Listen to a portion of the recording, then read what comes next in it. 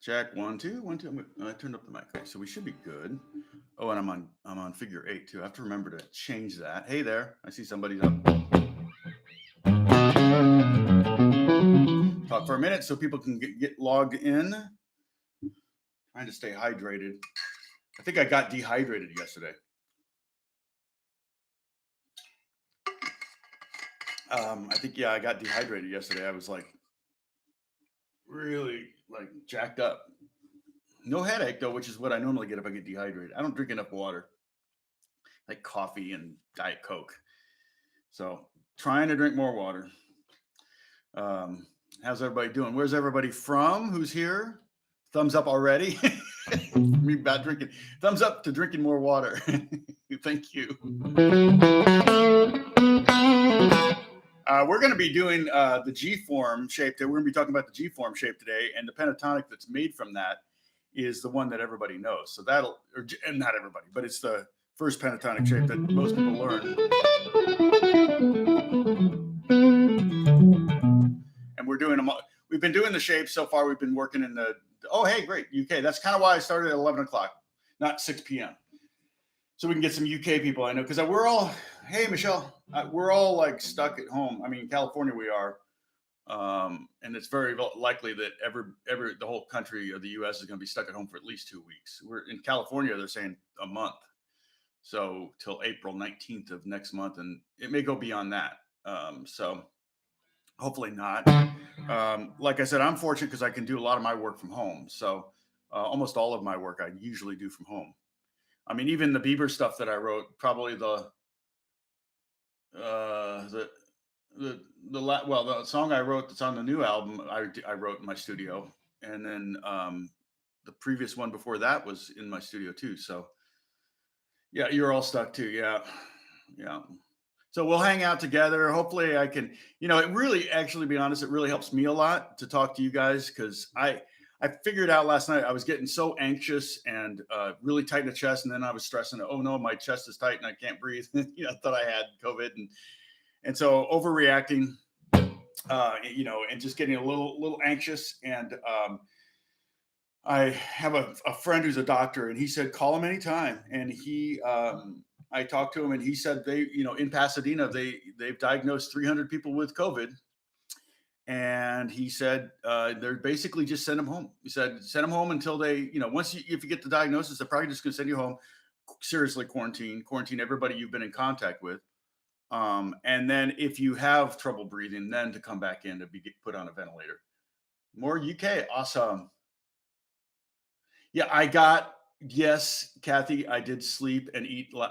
I'm still not very hungry, which is not a bad thing. I weighed myself. Does anyone else suck in their tummy when they stand on a scale? Like it's going to fool the scale? I weighed myself and I've lost a little bit of weight, but not very much. So I'm not concerned anything like that. And when I'm stressed, and you know what, I'm really mostly stressed for all my friends and my kids because of work, not being able to work and everything. We'll be fine. We're set up. We're okay. We can go a long time. And like I said, I can work from home and I'm still having income. And so much of my income, part of the reason why I do YouTube is so much of my income is passive income.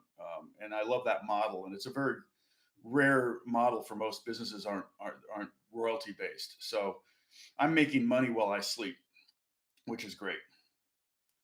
Um, yeah, right. Yeah, right. Second the belly, so you can see the numbers.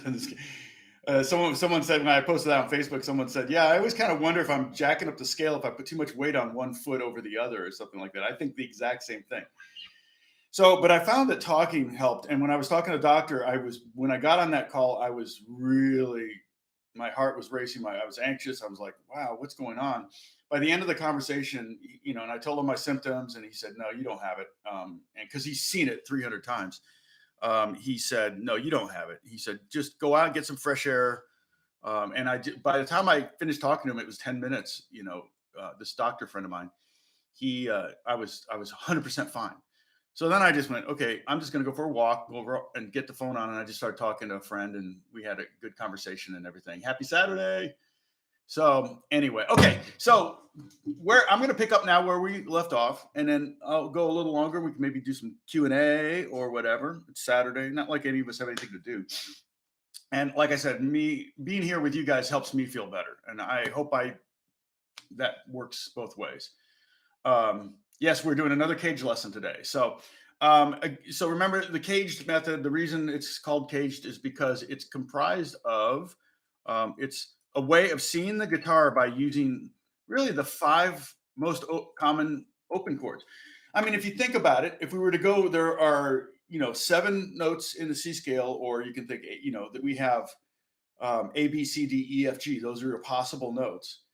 Of those chords, if we were to build a chord on each one of those, the ones in the cage method are the only ones that are open. The F and the B would both be bar chords. So it makes sense that the F and the B wouldn't be part of the caged method. So we don't have caged or phaged or baged or anything like that. It's just, so C, because see, B would be basically an A form, right?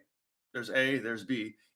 F is basically an E form. So we're ruling out those. So even a beginner guitarist pretty much knows those 5 chords. So that's why this is such a great method for even beginners, because they can see those shapes, those 5 basic shapes of C, A, G, E, and D down here. And then the goal is to start to see them up and down the neck. And one thing, I got a comment last night on this video, and for some reason, the video wouldn't let me monetize initially when I saved, because I maybe said a bad word. So I'm not sure. It's just so funny because it said does not qualify for most advertisers, or something like that. I'm like, what did I say? And you guys got to be careful what you say over here too, because I think they read that. But anything that anybody says anything weird, it automatically flags it, and then I have to approve it or not. So I don't know what happened, but I requested a review and it got reversed almost immediately. So I'm not sure what happened. But so I'll watch my mouth. So the cage method again is C chord, seeing the C chords all up and down the neck. Now, the question I got yesterday, last night on was what note is important in the chord, or which note tells you the root. And that's really, really, really important, because part of learning the shapes up and down the neck is also, like I've always said, learning your fretboard. Knowing the notes on your fretboard. That's, one of the most important skills to have if your primary interest is playing electric guitar.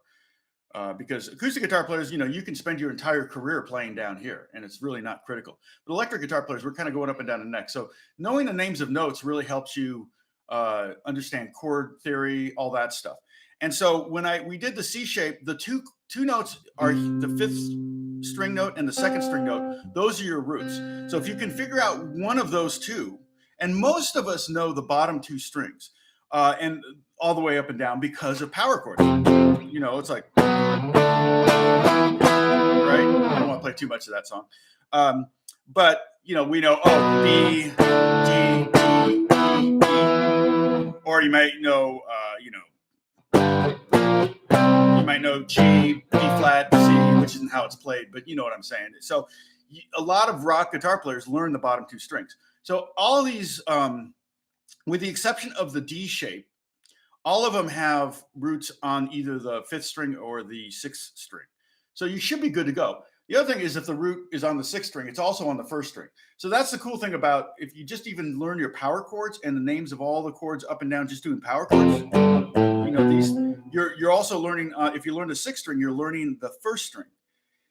And so now, if you've learned the 1st string, the 6th string, and the 5th string, you've learned 3 out of 6 strings. So you're halfway home to learning all the notes up and down your neck, okay? So that's one way to be a little bit encouraged if you're discouraged about, man, I can't remember. And I will tell you, I did have the G string is the hardest one to memorize, just because I don't know why. And I always forgot E flat right there. And so when I was doing, trying to learn my fretboard, and it was E flat would hit me, I was like, oh, dang. What's that note? Oh, and it was always, okay, it's the one I don't know. So it's there. That was just easy. Okay. So the C one there is there. We did A yesterday, and the A is on the A string, the 5th string, and also on the G string. the third string. So if you know that this is an E flat, then this is an E flat chord. If you know this is an F sharp, then this is an F sharp. Okay. So just learning a little bit. Okay. Now today we're going to do the G form. So now we're on the bottom string.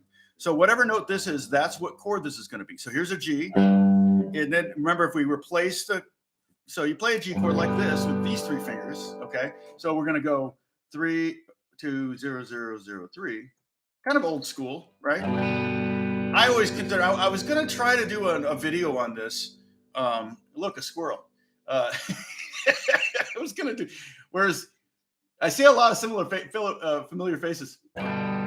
Oh, hey, Spencer Confidential, yay! So I see a lot of old school people. I was trying to do some research to try to determine when did people start shifting from this G to a 4-finger G. And so I was going through some old videos, like Bob Dylan videos, things like that, to see, okay, he did G this way, but then I saw him do G this way, and I was like, okay, well, that's weird. So anyway, but for this purpose, we're going to use a 3-finger G shape, and now we replace each finger with the next finger, so we're freeing up the first finger. So we're putting the second finger on the 2nd fret of the 5th string, 3rd finger on the 3rd fret of the 6th string, and pinky on the 3rd fret of the 1st string. Yeah, the Oasis G, exactly right. Yeah, but Toad the Wet Sprocket did that G, and I started doing that G a long time ago. I can't remember when I changed. And some people would play G with this way, with these fingers, so they could go, which makes sense, So you got it kind of frees up the 2nd and 1st finger for that. Okay, but now that you have this, and now you can slide it up a fret, and that's A flat if you bar this. Here's the deal. I never really go to this chord. This is not a chord that I gravitate towards. If I'm looking for an A flat chord, I'm definitely going to go for this one. Okay. However, what we're talking about with the CAGED method, why am I doing this? I'm trying not to touch my face. When we do this, when we're asking to visualize this shape. I'm not asking you to so much play this shape. Now, you might still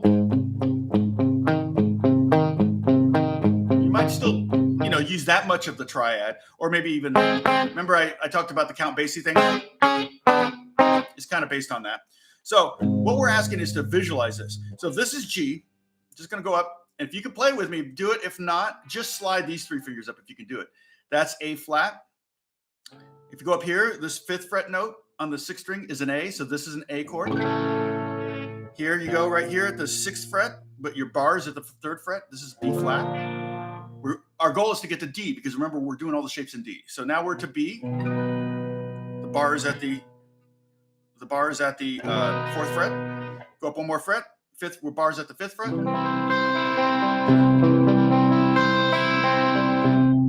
That's all right, Kathy. Remember, I told you the most important thing for acoustic players is getting down as many strumming grooves as possible. So, I'll probably do some videos on that. I've done a lot of videos. You've been watching them, I know, but I may do some live stuff like this with strumming grooves. But it's great to learn chords up and down the fretboard as an acoustic guitar player as you develop as a player. So now we're finally up here, and now my bar is at the 7th fret, and the root is at the 10th fret.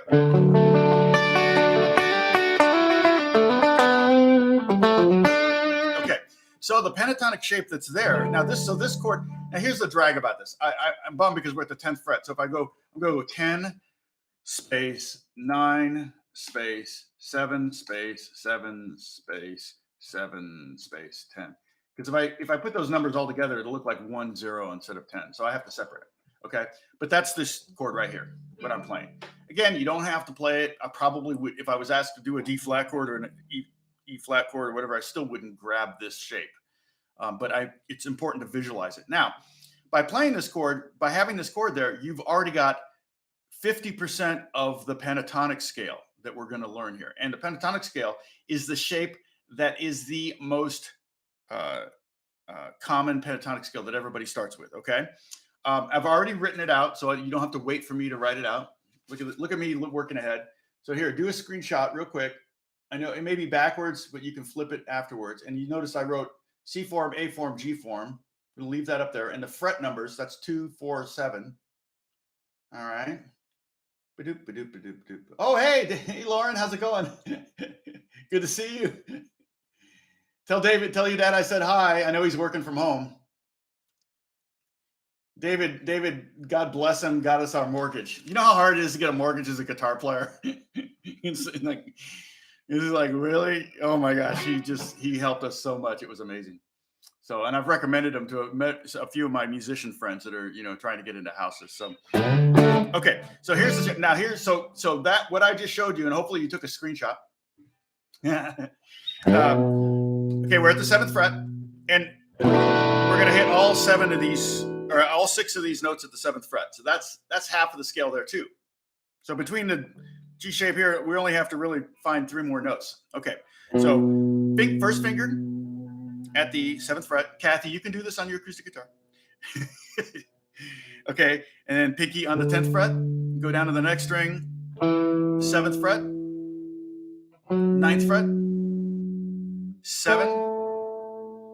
9. 7. 9. And I know some of you already know this really well. 7. 10.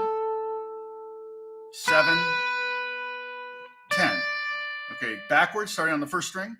10, 7, 10, 7, 9, 7, 9, 7, 9, 7, 10, 7. Okay.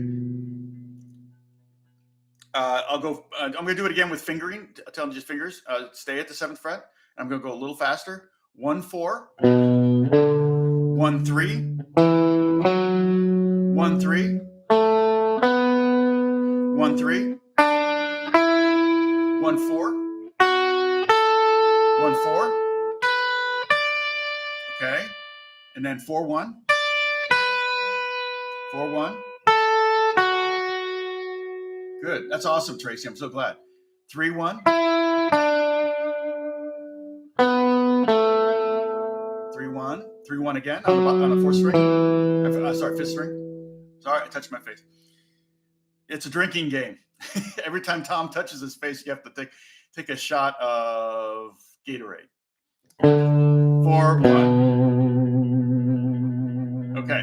Now I'm going to go with a really big gainy rock and roll sound here. I think I have it right here.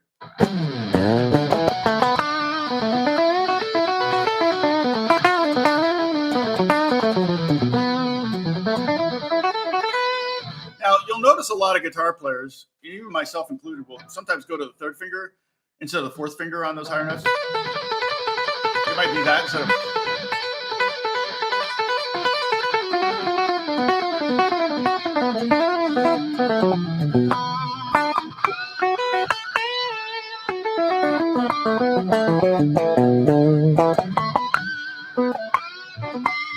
Okay, so I'm just showing off now. You can tell I'm bored. But all of that is in pentatonic note. And this is the pentatonic I would call pentatonic number 1. It's the one that everybody, I didn't touch my face. It's the one that everybody, no, I don't need it. Yeah. My wife is bringing my coffee and I'm trying to, my heart's like, so I'm trying to like, okay, maybe I shouldn't be drinking so much coffee. I got my water. I'm going to take a sip of water. But the number 1 one is the first one I would always teach. Now, here's the reason why I feel like it's number 1. And I mean, this is a great trick with the pentatonic number 1 scale. It's the only scale of the 5 pentatonic shapes that has 3 roots in it for the major and 3 roots for the minor. Okay. So if we look at this, remember we were talking about what, somebody asked me, can you tell us which note is the root? 100%, very, very important. So, in fact, what I'm going to do is I'm going to circle it, the lowest root on each of these so that, and I'll do another screenshot. I'm looking over my glasses because I can't see this. Okay. So there's the same thing, but now I've circled the lowest root. So those are all D notes. Because remember, we're doing these all in D major. So if you want to do a screen grab real quick of that, and I'll smile and wave, hi. Okay. So, yes, that is a very important thing to know. Now, But the thing is that that's not the only D on this shape. There's one here, okay, on the pinky, the sixth string. The first finger on the third fret is also a D, and the pinky on the first fret. Because remember, sixth string and the first string are the same exact notes. So you get this, you get D, D, D. Now, the minor root is B. So this is, if we were in B blues, or let's say we were in D blues, okay? This is the magic thing, the cool thing about this scale, and it's true of all pentatonic scales. If you're playing it in the major iteration, so we're in a key of D, and I'm playing it here in D major. Let me see if I can create maybe some kind of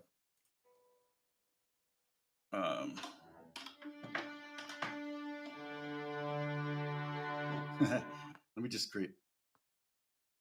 Oh, I got it really slow. I may have to turn this up a little bit, but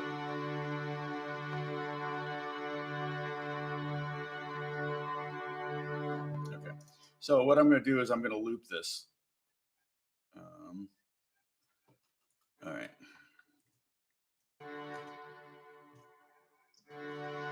It's kind of lame because it's cellos. I'm playing rock over cellos. I don't know if you can really hear that very much. Oh, wait, then I got to go to my guitar.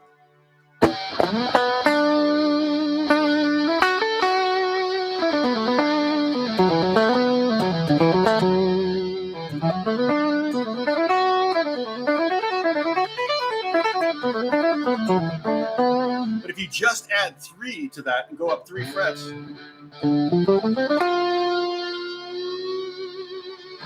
I'm in D minor now, but that's kind of when you want to play the blues. Blues is still kind of in major chords. Generally, you can do minor blues too, but mostly G's. It's like 7th chords, D7, things like that.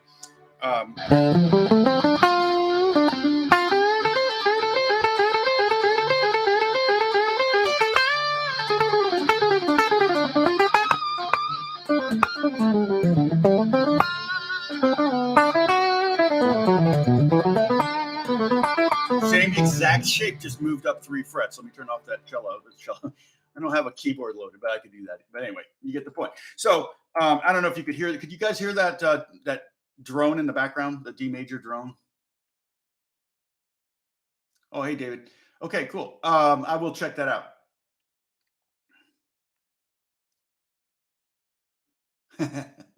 How do I do what?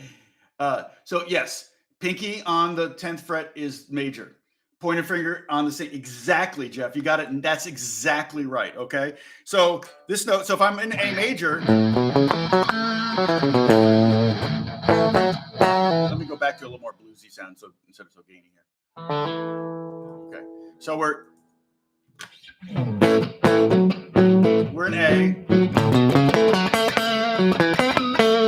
That's kind of more of a happy sound, right? A little happier. But I take that same scale, instead of thinking this is the root, now I think of this is the root. It's the exact same scale over the A.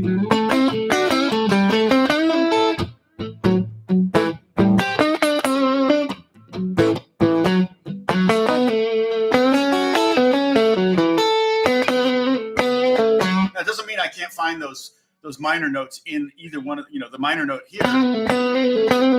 When I go up there, that's actually the C, that's the minor. And then on this one, I can go to the C sharp. So it doesn't mean I can't still allude to the minor when I'm playing the major and allude to the major when I'm playing the minor. But that's another lesson. I don't want to get too far ahead of everybody here, okay? Because we're still just talking about pentatonic number 1, the new one in D. So again, at the 7th fret, okay? But that's one of the cool things about pentatonic scales in particular, is that you can move them around, and you just by moving them up 3 frets, you can go major, minor. And George Benson would do that a lot, like on Breezin', which is just like.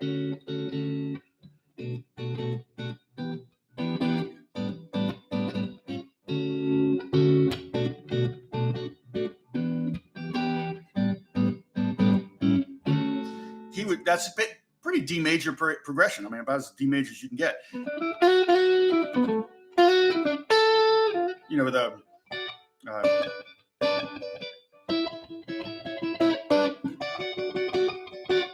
that song. But then he would go.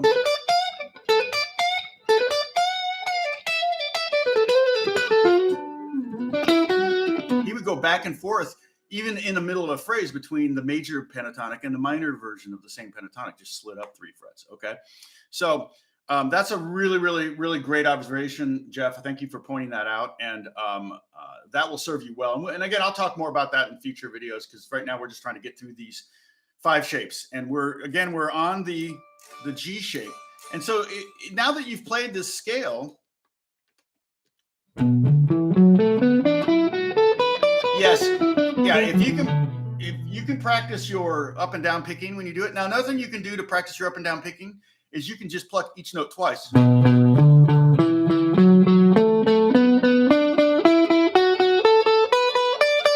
Okay, you basically, and I said, groupings of 3, which, that's when it gets hard to do the alternating picking. 1, 2, 3, 1, 2, 3.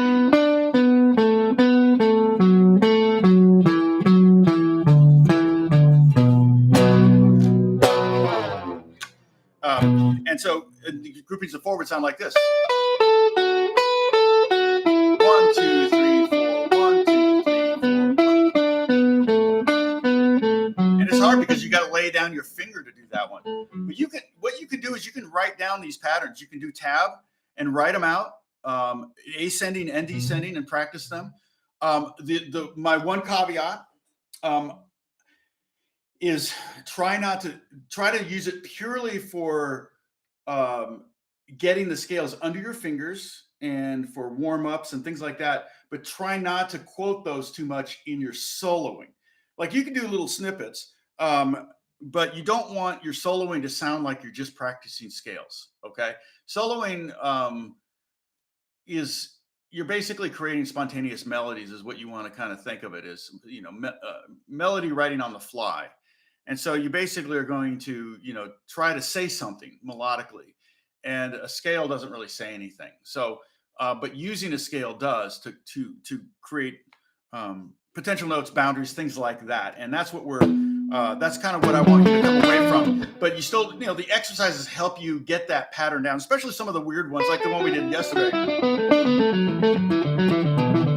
the A form one. That one's a little weirder, and so I'm much more adept at number 1 because it's number 1. And I forgot to, when I said there were 3 Ds there, the 3 Bs are at the bottom on the bottom string, 7th fret, and then the 9th fret of the 4th string, and the 7th fret of the 1st string. So those are the 3 Bs. So they're B minor. So that's why one of the main reasons, I almost touched my face. One of the main reasons that I always taught that pentatonic scale first is because it had 3 of the major roots in it and 3 of the minor roots. Some of the scales only have 2 of each. Some scales have 2 and 3, 3 and 2, whatever, but none of the other scales have 3 of each. So that means, and the reason knowing the root is important because it's easier to find, but also it's a good landing place. If you're doing a phrase or something,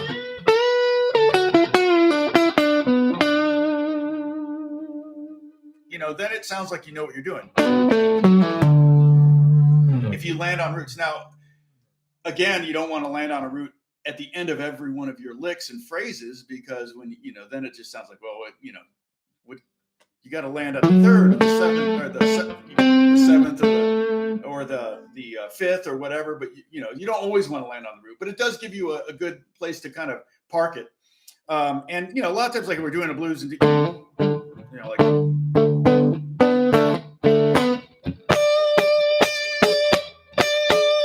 you can solo with 1 note. You can create a solo with 1 note.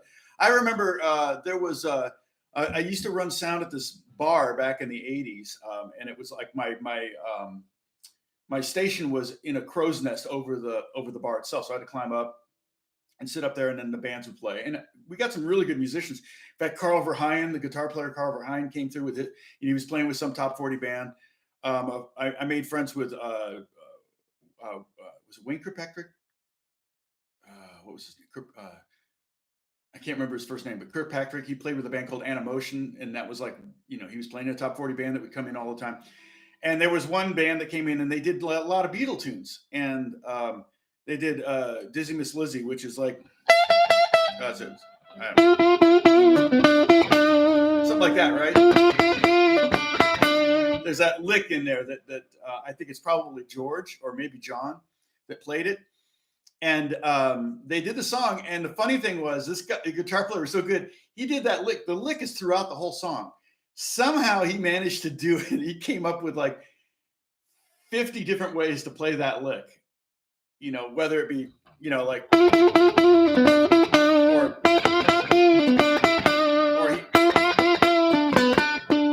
he just was like bored out of his gourd, and he just figured out a way to play that lick a bunch of different ways. Now, I have a video that I want to do. Hold on. You don't have to take a drink now. Okay. I have a video that I want to do, and I was trying to, when I got to 50,000 subscribers, which now I've blown past. Thank you so much. But when I got to 50,000 subscribers, I was going to do a video that was like 50 ways to play an E note. And I came up with 47, and I'm like, dang it. I'm still trying to come up with like 3 more so I could do 50, but now I'm up to almost 70,000 subscribers. And it's like, well, it doesn't work anymore. Now I got to come up with 70, and that's not going to happen. So you may see a video from me at some point that's 49 or 47 ways to play an E note. It's be fun. It's going to be a heavy edited video because I'm probably going to do it on different instruments and different ways, and I'll probably just have to edit. But so, hey, Montreal, welcome.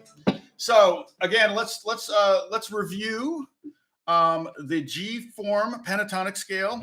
It's based on, again, this G shape that we all know and love, and we slide up to the 7th fret. Well, technically our 3rd finger is at the 10th fret, but the bar is at the 7th fret.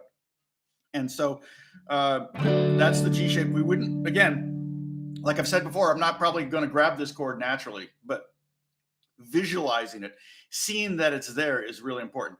Also, let me, while I have you, I'm going to post, I'll send you links to the playlist so you can watch the videos I have done on the CAGED method, and you're going to see, where are they? Okay, here's quick licks. Let's see, because I did a video also with licks using the shapes. Why do they make it so hard for me to find my the CAGED method? Oh wait, that's one that's just the CAGED method. Okay, cool. All right, so I didn't see that one before. Again, my hair these are old videos. They're using the iMac camera. This is quick licks in. So if you want some new licks, maybe using some shapes of the CAGED method. And then this is just kind of what we're talking about, probably. The videos look like they're average 6, 7 minutes. So not long at all, okay? So, and there's 7 videos there in that playlist. Okay. Yeah. People can walk they're allowed to walk their dogs. Thank God. I was walking yesterday, and it's funny to see so many people out walking, because I'm a walker anyway. And in Pasadena, there are a lot of people walking, but almost always, but in Granada Hills, hardly any. But now I'm seeing lots of people kind of getting out of their house, getting out of the cabin fever thing, and going to just walking in, usually couples. So it's really cool to see. Okay, so again, let's review this. First finger. Hopefully you can all see this. Oh, here, let me hold this up one more time so any new people can do a screen grab. There's the 3 we've talked about so far. The bottom one is the one we're talking about today. And if it's backwards for you in your JPEG window, you can probably flip it. What is that, vertically or horizontally? I forget.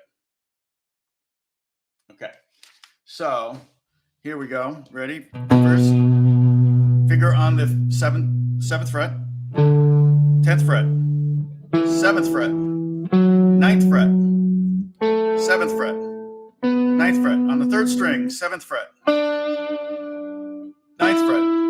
On the 2nd string, 7th fret, 10th fret,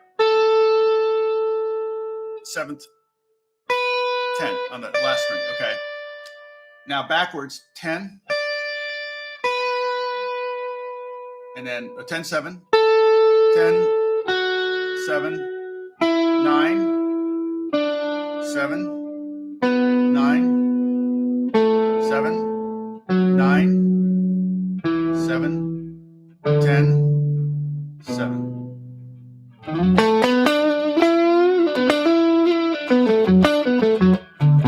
Okay, so there's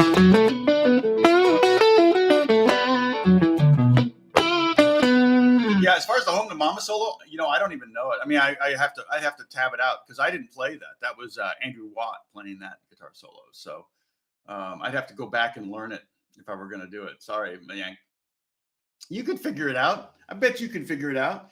And that was one of the things that teaching was great for. When I was privately teaching lessons, in a half an hour, I'd be sitting in a room with a student, little box, and they'd bring a record and they'd want to learn Iron Man, so I'd have to have Iron Man figured out, tabbed out, and have them starting to play it in a half hour. So my ear got really fast at I tried to, say Jeff, I got, my ear got really good at figuring things out pretty quick. So teaching is a great way to learn, I always say. And I went on, when I started teaching, it was at a music store that I took lessons at, and I was looking for work. It was 1979. I just graduated high school. I hadn't even graduated high school yet. I was still teaching. I was still going to school as a senior, but I graduated midterm, so I didn't have any classes my second semester. And so the idea was just to get going in my career and not spending more time walking the halls of my high school. And so I had a job at a guitar store, but there was a session and they closed it. And so I lost that job. So then I got a job at a restaurant and hated it. And God bless her, the owner of the store that I took lessons from when I was a kid, she said, no, we had a teacher quit. So I've got 3 students for you. And I started with those 3 students. And I'll tell you, before, within a year, she had me with 20 students, 30 students, 40 students. She just kept giving me students because she really liked me. And the students really liked me and the parents really liked me. And so I ended up teaching 40 students a week, half-hour lessons. It was 20 hours a week, and mostly after school. So I did that for 3.5 years before I moved to California. And when I moved to California, it was all back to kind of one-on-one private lessons coming to my house kind of thing. So hi from Alabama, or hi to Alabama from California. So that's the kind of how I got started on teaching. And my point is that teaching is a really great way to learn, but also how my ear got pretty good at figuring stuff out was because I had a half an hour to kind of figure something out. And of course, like say the guitar solo to Stairway to Heaven, that wouldn't be a 1 lesson solo. And after I've taught it 10 times, I have it anyway, and I don't need to listen to it. I can write it straight out. But that might be a 4 lesson, endeavor to do Stairway to Heaven at a half-hour lesson. So, and speaking of Stairway to Heaven, that one actually is largely pentatonic number 1. And then he goes to pentatonic number 2, and then he kind of skips pentatonic, what I call number 3, and he goes right up to pentatonic number 4. I think, I think he's up. So, and pentatonic number 4 is the one, the C form one that we learned the first. That's the C form. So that song's kind of in C or A minor. So that would be the form would be up here. So, so that was kind of, how I got pretty good fast ear for that kind of stuff. So, sorry. Mayunk. Okay. Well, I'm going to forget that. Mayunk. Is that better? Mayunk. People mispronounce Strahle. It's totally poorly pronounced. That if I were in Germany, they'd say Strahle. So I know my name is it's not Strahle, but that's how we've always said it. So, almost touched my face. Here comes a pencil. Okay, better. All right. Let's see what other. Let me scroll through some of this and see some questions. Is he landing on number 5? He bends up to number 5, but I don't know if he ever gets to pentatonic number 5, which is the A form one. So here. bends up to, but I don't know if he actually goes up there. He's playing on a Les Paul, which that's not too hard to get to, but playing that one might be a little tougher on a Les Paul. Les Paul's like right about there where the body joins. So let's see. Okay, let me just scroll through, see if I have some questions.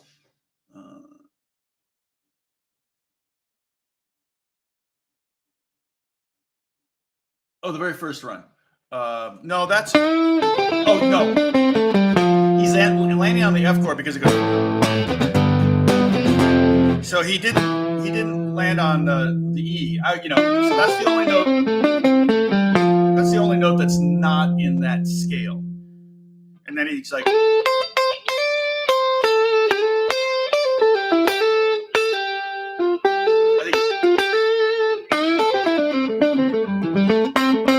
Here's what people don't get right. They usually go, but it's not. It's open G. It's the open G string.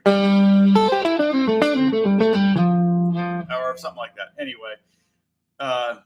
So yeah, he lands on the F note. Exactly. Oh, dang it. Okay, you guys got to take a drink. Yeah, the band is hitting the F chord at that moment. So that makes more sense. He could have hit the E. The E would have been an interesting note to hit over the F chord, but it probably sounded too outside for him. So he probably wanted to be more in the pocket. So he landed on. I'm just scrolling through these, see if there's any. I'm scrolling for question marks, but.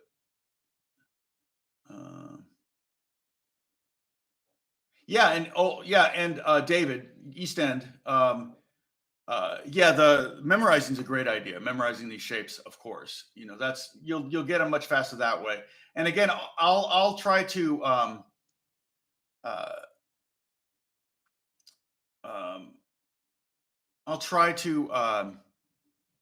sorry, I forgot what I was going to say.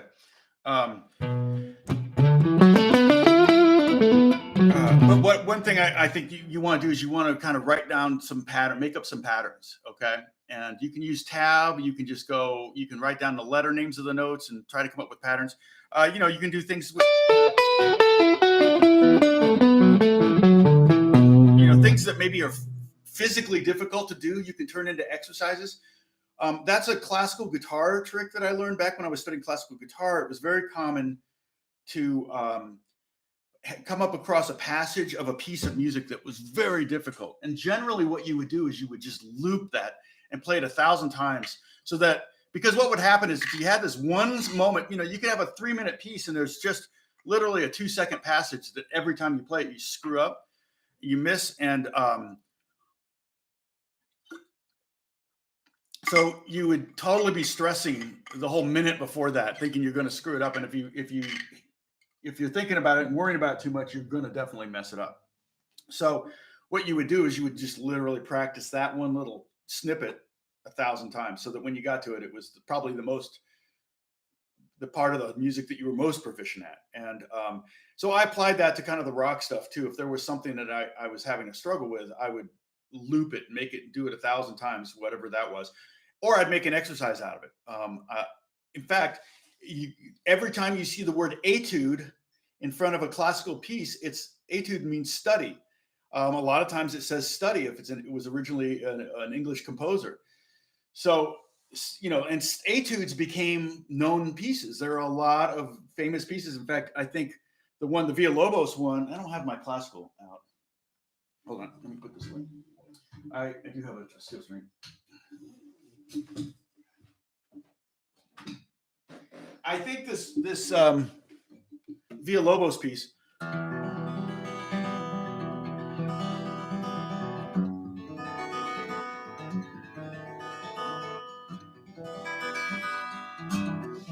is called Etude Number 1. It may be called Prelude Number 1, but I think it's Etude Number 1. I could be wrong.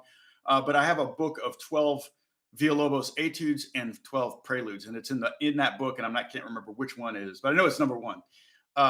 And that piece is that's probably one of his most performed, if not most performed pieces, and it was called Study.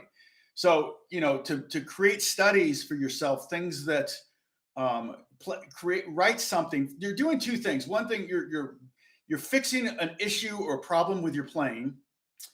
And the other thing is you're creating something that didn't exist before. I like to call it content.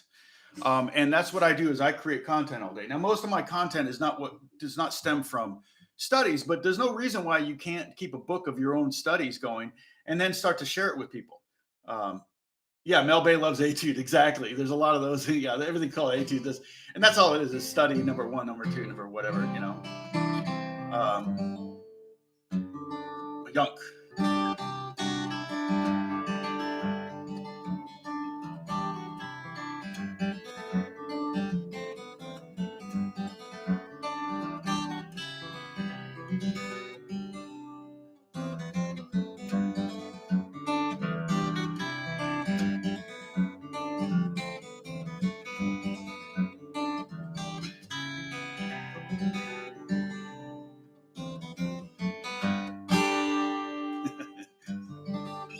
Just trying to soothe you guys. Okay, I'm going to stop and we're going to do this again tomorrow at 11. I don't have to be at church because we can't. My church it's crazy. Last weekend, we did our first online only service. And normally we have about 10,000 people show up because we have a 3,500 seat sanctuary and we fill it up pretty much 3 services every weekend. And, so we're thinking, dang, it's just gonna, we got together and did Saturday live, and then they rebroadcast the Saturday service Sunday, so we didn't have to do anything Sunday. So that was weird, sleeping in on a Sunday. But we had 17,000 people watch online, and that's not even knowing how many people are in the room. Sometimes we do, if you watch directly on the live stream from the church website, then there's a button you have to push, how many people are in the room, and that just helps them kind of figure out how many people are watching. And yes, yeah, you're right. We did some filming yesterday, and we were supposed to do 2 services, and I was feeling really bad. I don't know what happened. It was lack of sleep, lack of nutrition, and I couldn't even stand up. I was getting faint, and everybody was freaking out because they thought I had COVID. And so they had to cancel the second filming. We were going to film 2 weekends in yesterday. So my son's going to do next week. I'm having him do that because he needs the income more than I do. I was fine. I've taken my temperature. I take my temperature. I haven't taken it today, but didn't even get close to 98, let alone 90, 100 or whatever. My doctor friend says if you've got COVID, you're going to have a temperature of at least of 100. So that I'm not even in that range. So but we had 17,000 people online watching. It was crazy. So we may see the same kind of numbers this weekend, hoping later today. I'm going to watch today at 6:00. And and that it's crazy. I felt bad for everybody because we had to go home. I couldn't get anybody to sub for me that fast because they were all set up to do it. So raise the bar, play these. I can't play raise the bar. You know that, my young. When that comes out, or whatever, we'll. Yes, I am taking some vitamin C. Oh, nice. That Dan Electro. Oh, you bought the Dan Electro one. Yeah, the Jerry Jones sitar. They don't make that anymore. And that's my number one gear review because there's so few gear reviews of the Dan Electro sitar. But yeah, a sitar, electric sitar is an electric sitar. I just got the Dan Electro because it was the only one out there. And I haven't really used it a whole lot. Did you get one with the sympathetic strings? But let's see. Kyle, it's crazy to think what time we live in if it happened. Right. Oh, I know. 20 years ago, if this happened, what would churches be doing? Well, nobody could work from home. This is a real blessing, and you'll notice that the streaming quality of Netflix and YouTube, they're all lowering lowering their quality to try to keep the internet humming. We have a lot of DVDs, so I'm trying to watch more DVDs than Netflix. I'm also just trying to read a book instead of watch the news. A friend of mine said, read the Bible as much as you read the news. And I think that's not a bad call because it's like I'm getting pretty stressed and I don't need to be, we're okay. But I've got a lot of people I care for that are financially going to be devastated by all this, and that's going to be the hard part coming out of the back end of this. This is going to be really really tough. So, but the one of the main goals through all this is to kind of take on a personal enrichment regimen. And it may be a regimen because you can wallow in this. You could just do nothing but watch TV. You could do nothing but eat. You could just sleep all day. But you don't want to look back on this time and go, man, I wish I had learned to speak French, or I wish I'd learned to play guitar or whatever. And that's kind of why you're watching me, because you're wanting to try to enrich yourself. So I'm kind of preaching to the choir a little bit here, but I'm preaching to myself more than anything. Yeah. Yeah, just don't watch Apocalypse Now. Exactly. G sharp just now? No, my acoustic. No, it wasn't G sharp. No. Okay, so Game of Thrones books. Okay, there you go. We got lots of recommendations. I am going to end the stream, but I'll leave the live chat up for a minute and I'll sign off there. Okay. I'll talk to you guys later. See you tomorrow at 11 o'clock my time, which is 2 o'clock Eastern, 7 o'clock in London. And one of my students, I don't know if he's logged on at all. He might, but I think, I don't know where they are. But David and Victoria Beckham's son, Cruz, is one of my guitar students, Cruz Beckham. And so when they were living in LA, he was taking guitar lessons. So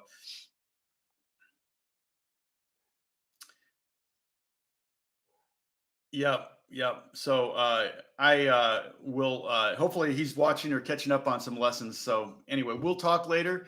And like I said, I'll keep the live stream going so that we can chat a little bit there. Okay. Bye-bye.